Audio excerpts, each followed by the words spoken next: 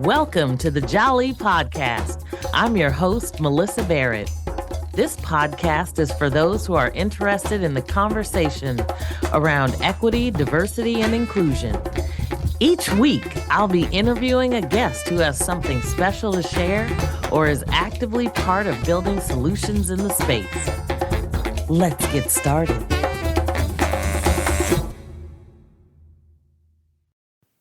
Aiko Bethea is a leader, builder, and connector who has successfully navigated leadership roles in government, philanthropic, nonprofit, and private sectors.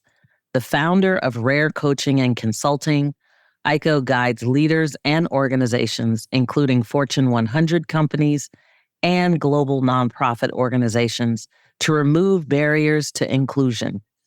She has been recognized by Forbes as one of the top 7 anti-racism educators for companies and is a senior equity consultant for the Brené Brown Education and Research Group. Oh, and did I mention that she led a legal team at the City of Atlanta under the leadership of Stacey Abrams? She served as a director of compliance for the City of Atlanta and deputy director of a compliance department at the Bill and Melinda Gates Foundation. And she was also the head of diversity and inclusion for the Fred Hutch Cancer Research Center. I am excited this week to have Aiko Bethea. She is a phenomenal woman. It is such a pleasure to have you on the Jali podcast. So I wanted to start out just by asking you kind of how you got into this space in your life. And, you know, you've had such an interesting career of different industries and backgrounds. How did you find yourself in this space? Well, Melyssa, first of all, thank you for having me and inviting me to be here with you. So I'm looking forward to this conversation.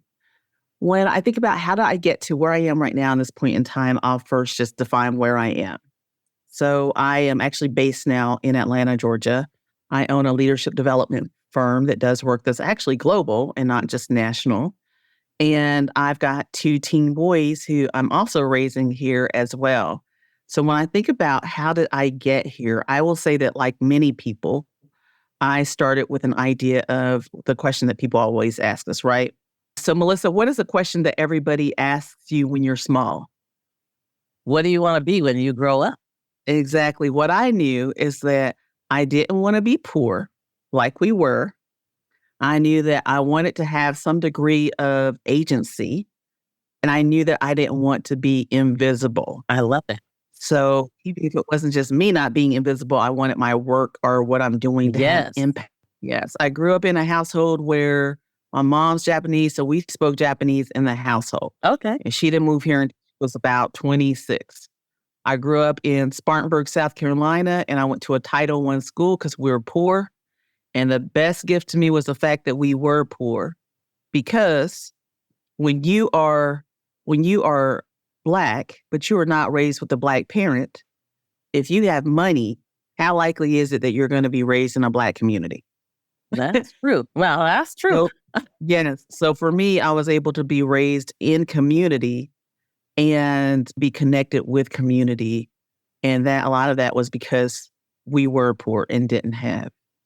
So I always knew a couple of things. One was when my mom or my grandmother, something, when we were going somewhere, I knew they were treated differently because of how they looked in their accents. We could never go through the McDonald's drive-through because people would say, "What'd you say? What'd you say?" To the point where it's humiliating if you have any kind of accent, right? So I knew this idea how people are treated differently, not even just based on race. That's part of it. Right. And then I knew from a young age of being bused once a week to, just for want of a better word, a white school for a gifted program. That's when I understood what it meant to be Black in relationship to whiteness. Oh. And also in terms of being poor, having and not having. So I always could recognize what it looked like in terms of not being treated the same as or with respect. So I think that was always a part of, it's a part of my makeup. Yeah. And I went really quickly. Any of us who have been on the outside looking in we usually grow up speaking a lot of languages in terms of code switching, in terms of understanding what spaces you belong in, what's not, what's the hidden language happening here, what's even the language people are telling us based on how they're dressed. Oh, well. What language are they, what story are they hearing about us based on how we're dressed or how we talk or how we show up? So I always knew the idea of inside, outside, right? Yes. I always thought, damn, I always thought it's really unfair for many of us to automatically be on the outside, and that's not right. Yeah. So going and becoming an attorney sounds like very obvious because one, when you're trying to be fine, what do they usually say? What are the jobs? It's usually two names that people name. What are they, Melyssa? Lawyer and doctor. There you go. So I said, well, my science is not up to par. So I'm about to be a lawyer up in here.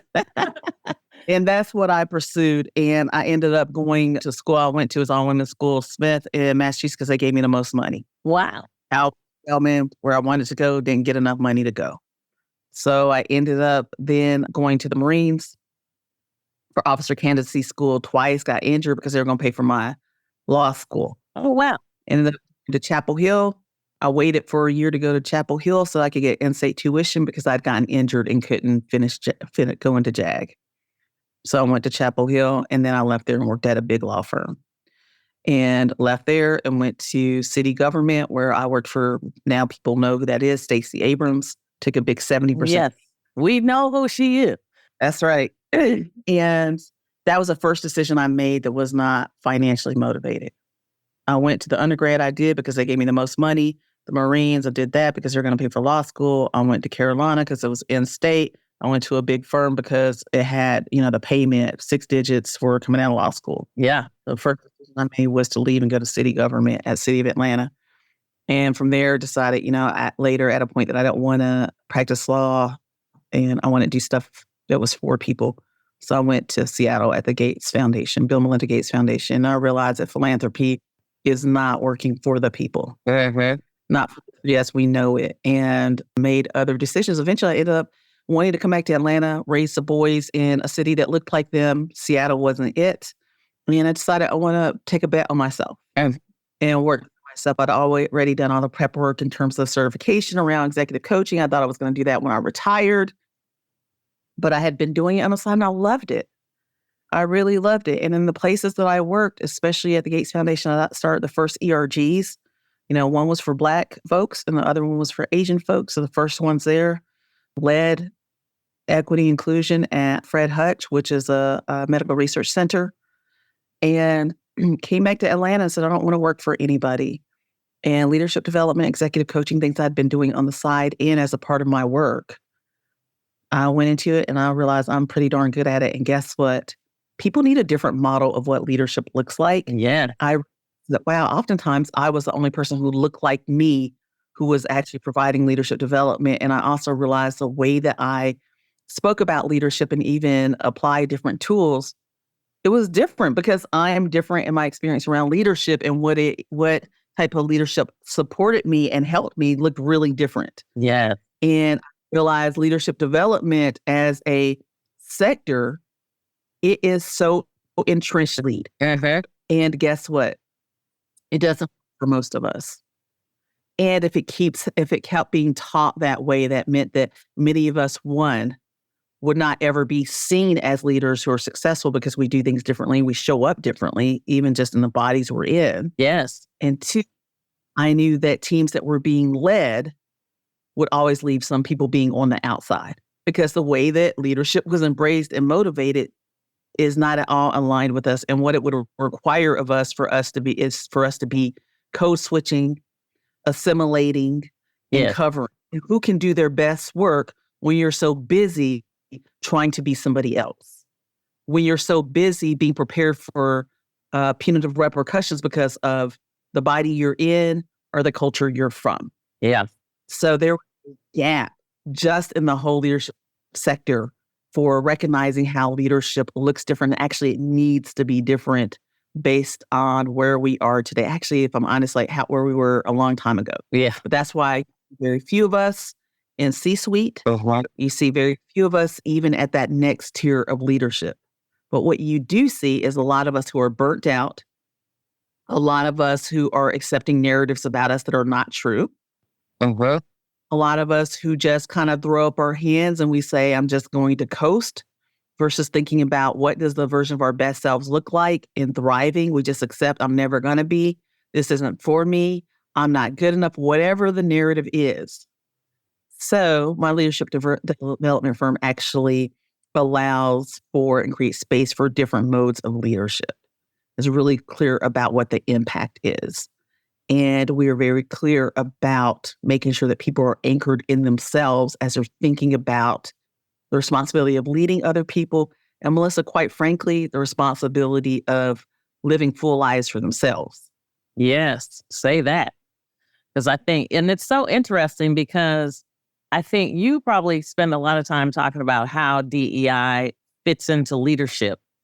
Because I think, a lot of people think DEI, well, I shouldn't say a lot of people. There are companies that manage DEI very separate from the rest of their business. It's very much ERGs, that's DEI.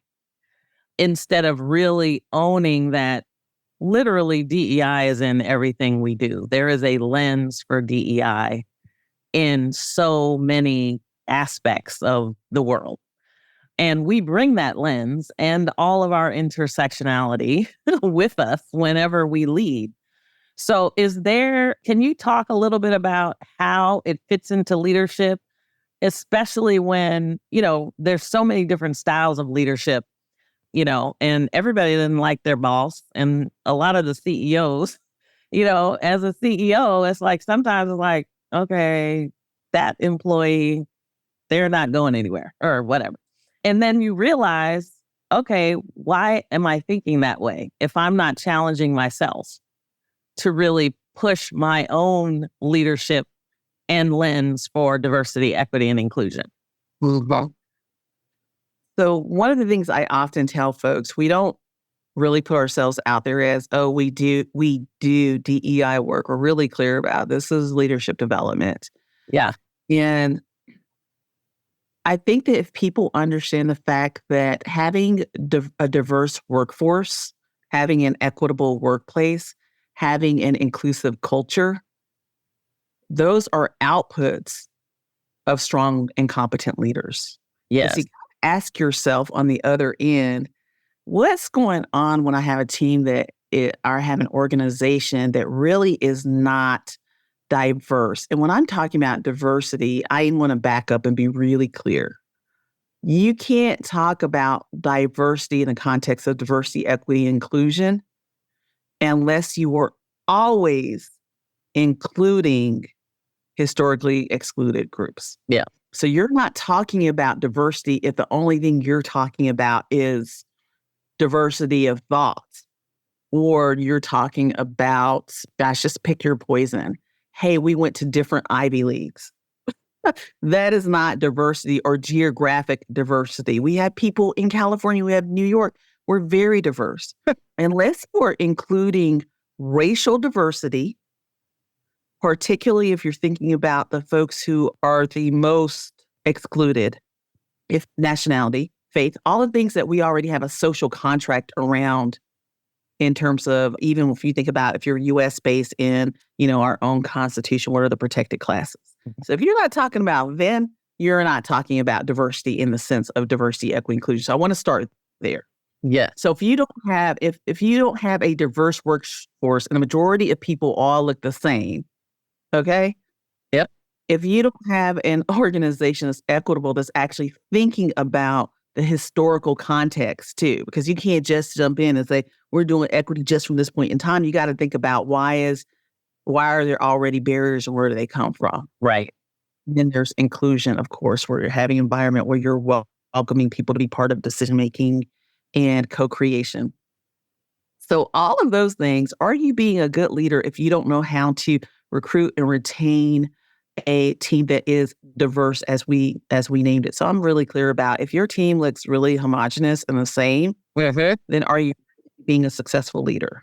Right. What's wrong? You're already at a deficit because you've already limited your talent pool and perspective. So that ain't going to work.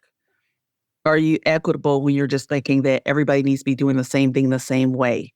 And you're not actually thinking about what are the gaps and skills and other things that you need to provide support around. So that's how leaders need to think about it. It's like, wait, I'm operating at a deficit already because I'm not encompassing this greater talent pool. I'm not able to retain talent that's bringing forth the diversity that we need to be successful. Like, people need to think about it as a deficit and not a nice to have. Yes. Yes. What's the issue here that folks don't feel like they can speak up and like they might get fired or be shamed or blamed because they're speaking up about something that's not already the norm? Yeah. You need to be thinking, hey, you're operating at a deficit as a leader. So the competencies of a leader, them having emotional intelligence, self-awareness, did the self-work, awareness of others, and understanding how to regulate and manage relationships, then are you really equipped to be a leader? Are you even competent at all? Well, So just the definition of what it means and the benchmark of leadership yes. has to be elevated. And the litmus test is also about what's the environment they're creating and sustaining.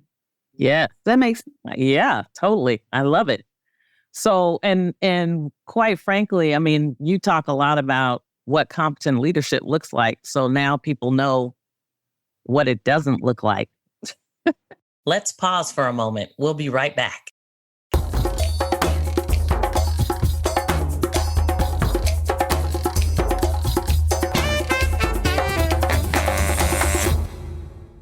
What would you say to a DEI professional that isn't getting the resources that they need?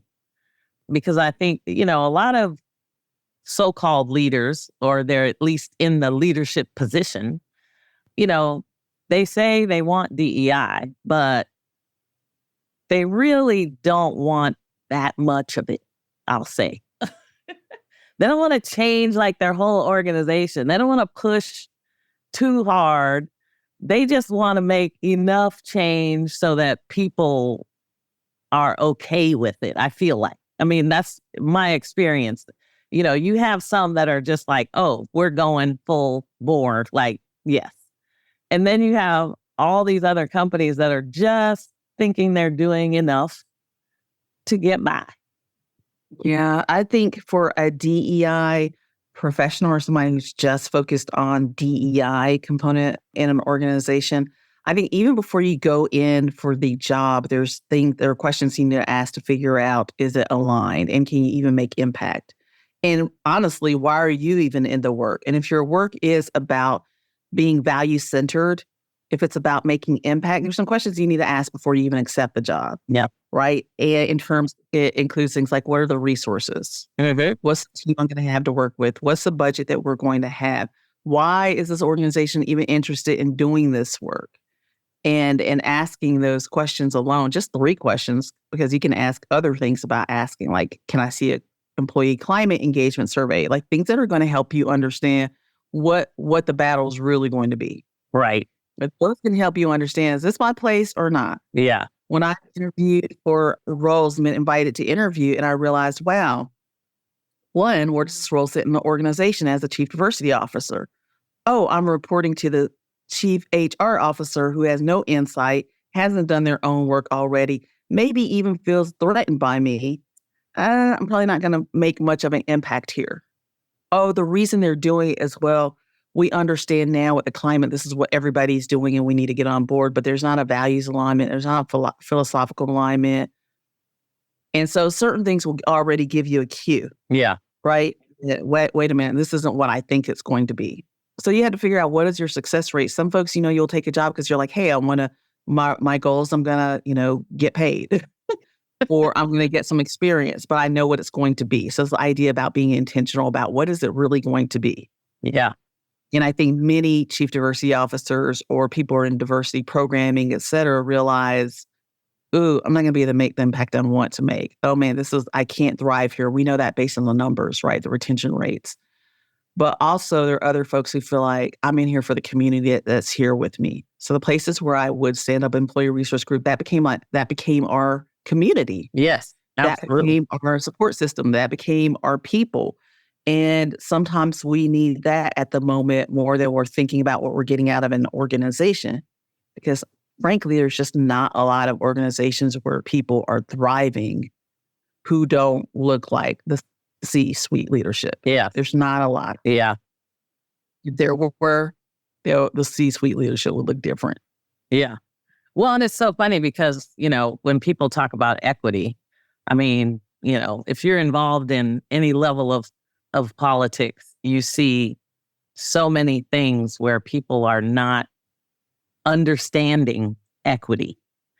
And so, when we talk about like infrastructure, whether it be smart cities and, all these things that are going on in the world from, a data perspective, governance, all of those things. And it's like, there is massive amounts of work that need to be done on so many fronts. When we think of, I spent a lot of time talking about kind of privacy and governance and all of that, but you are one of the top anti-racism educators for companies.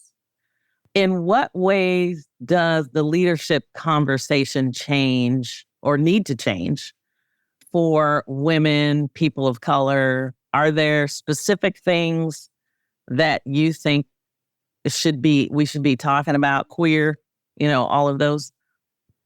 So I would say, okay, how does the conversation need to change? I think, gosh, one, is there even a conversation that's happening? So when I think about what is the conversation? Right now, a lot of folks who are in the space of doing equity work, you're in a very reactionary state because of all the laws that are being passed across the country, everything from critical race theory being banned. So not wanting to hear the truth about the origin stories about inequity in the US, anti-trans legislation, rejecting even gender affirming care. So many things that are happening. I'm like, the conversation that needs to be had probably has not even started in this country. And maybe when we were at a tipping point to start having it, there was the pendulum just came down on it to be like, no way this is going to happen. Yeah. So sometimes it's about being in certain pockets and spaces where you know that you're going to be able to make impact and shift minds. So there's always these different methods around change anyway, right? Sometimes you go and you say, where's the biggest disparity? Yeah.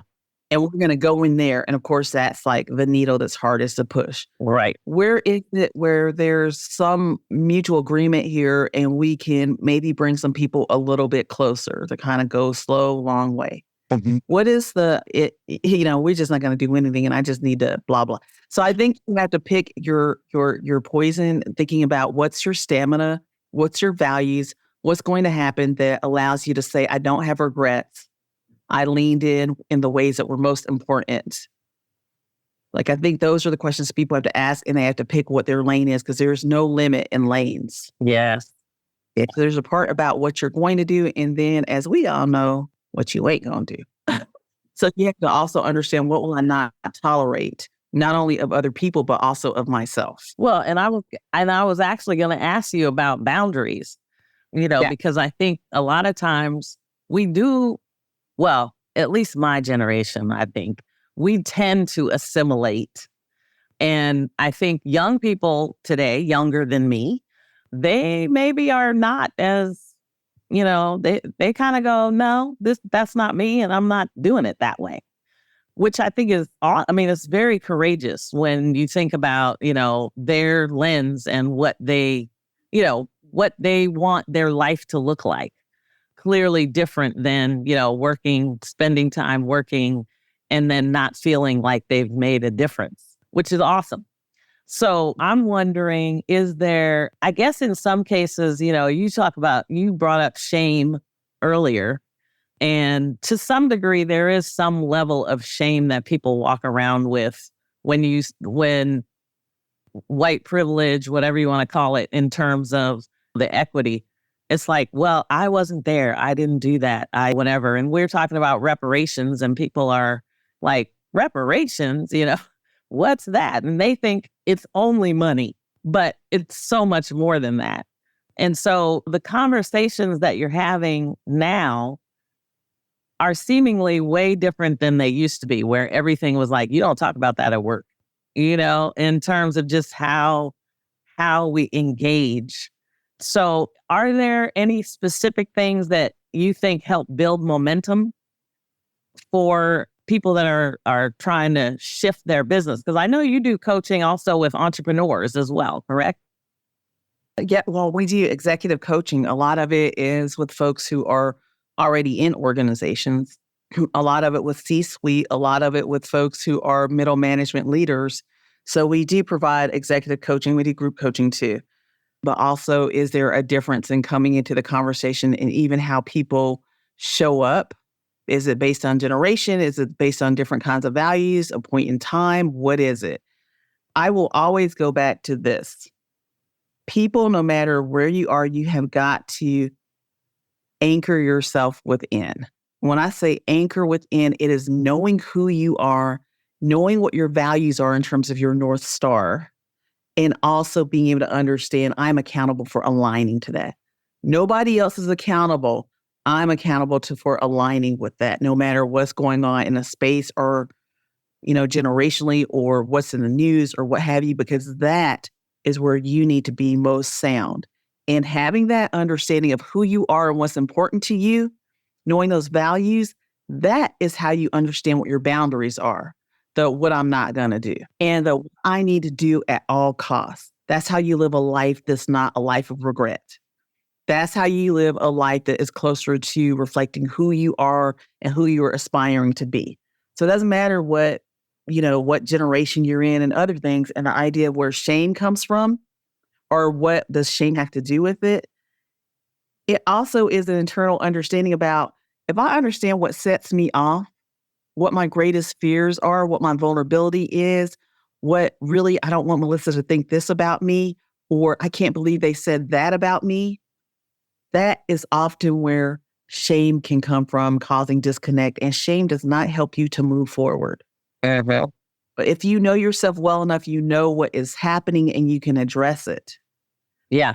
The other part is, if I know you well enough, Melyssa, and we're in relationship and that shame comes up, I can provide the antidote to you for that shame that's going to allow you to move forward and closer in versus apart and be disconnected. Yes.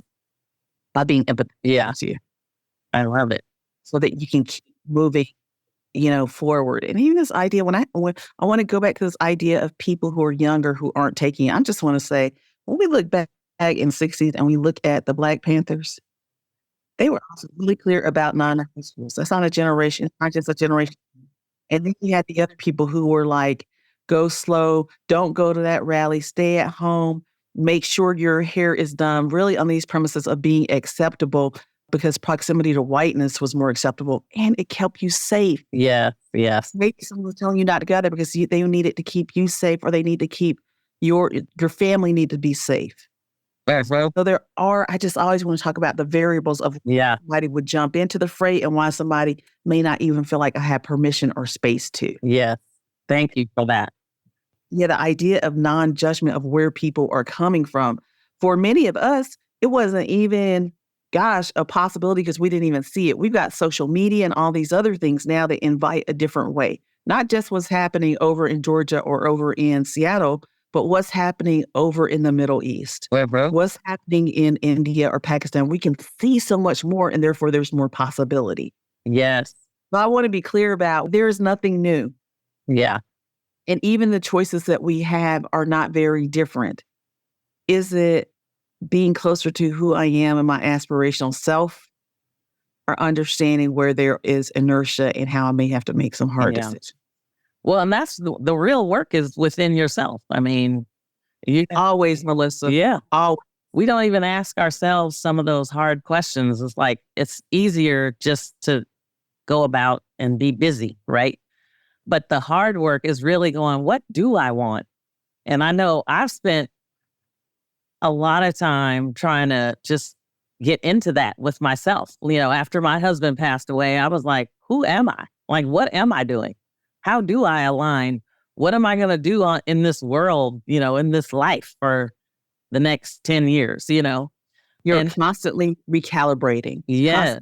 Constantly recalibrating. And that means not so you can become smaller, so you can be more expansive and meet yourself where you are, Yes. right? If your vision of what's next changes, but that idea of your values and why you stand in a certain space, Yeah. you've got to have a hook into that, or else you're going to be washed away with the sea, or you're going to be on the space of default. Just go to the default versus what you intentionally want to make impact around, who you intentionally want to be, and what you don't want to do. Yeah. Yeah. Living a life of regret is not fun. Well, and I just love, I truly love all the work that you are doing. And I just want to celebrate you for all the things that you do and the people you touch and the people they touch. Because, a lot of times we don't realize how many people we're touching and the impact that we're making because we don't see the other touch and the next touch. You know what I mean? So the work you are doing is just so amazing. And I'm so thankful and grateful that I have this opportunity to talk to you. So I do want to make sure people know, like what projects you may have coming up or, how they can find you, who your audience is so that, if somebody's trying to relate, they can reach out and they know that they're kind of in your typical audience. Yes. So, Melyssa, we have clients all the way from large B2B. When you think about Google, Pokemon, Bristol Myers, we have those folks as clients. And we also do a lot of one-on-one work. So we'll actually have our semester offerings coming out soon. Everything from if you're trying to be an effective communicator, if you're somebody who doesn't like giving or doesn't know how to receive hard feedback or insight, we have everything from elevating our confidence and the narratives or stories that we believe that hold us back. So a gamut, strength finders, we do it all.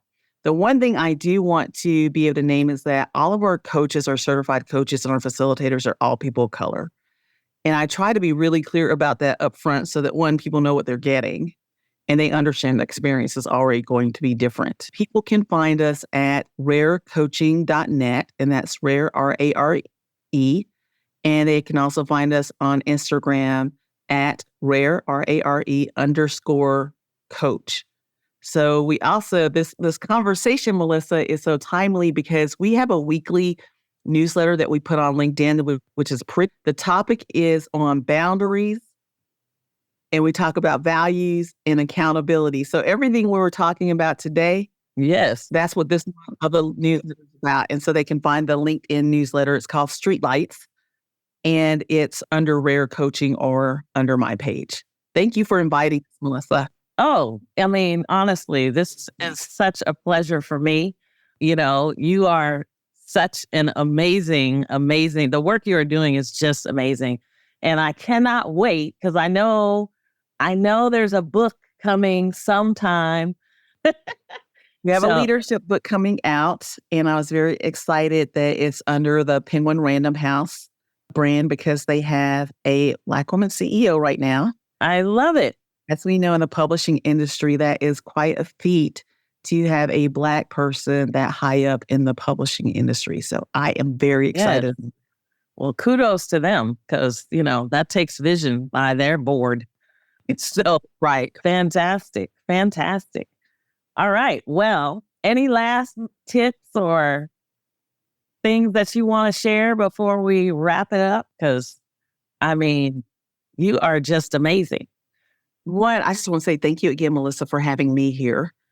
The other thing that we're going to send to you for the show notes, though, is it's a free assessment, but for people, activity and toxic perfectionism. And the reason why I specifically thought about this assessment is because I thought about the things that take away from our quality of life. That doesn't allow us to have space to ask those big questions that you mentioned, like the space to actually be able to self-reflect. And a lot of that is because of the pressure for being perfect. And for many people, perfect means closer proximity to whiteness, and then also toxic productivity, which is one of the things that you named, the busyness, the always doing, feeling like my self-worth is wrapped up in how much of my to-do list I get done. So I want to send that to you to have in the show notes too. Oh, that'd be awesome. We will be happy to take that and make sure that folks have connection because, I mean, this is how we get to the next level. This is how people live a purposeful life and they align with who they are. And so I am truly grateful that you decided to spend this hour with me. And so I look forward to, just staying in contact and watching you continue to thrive and really seeing your boys thrive. Because I can, you know how you just feel somebody and you go, oh my gosh, that's like generations of power that is being made here. So Fingers crossed, prayers coming. Yes. I love it. I love it. So, but anyway, so I just want to thank you again and just, really just sending you lots of blessings and just continuing to make sure that we connect, because if you don't follow Aiko Bethea, you better because she is awesome. Thank you, Melyssa. Thanks for joining me on the Jali podcast. Please subscribe so you won't miss an episode. See you next week.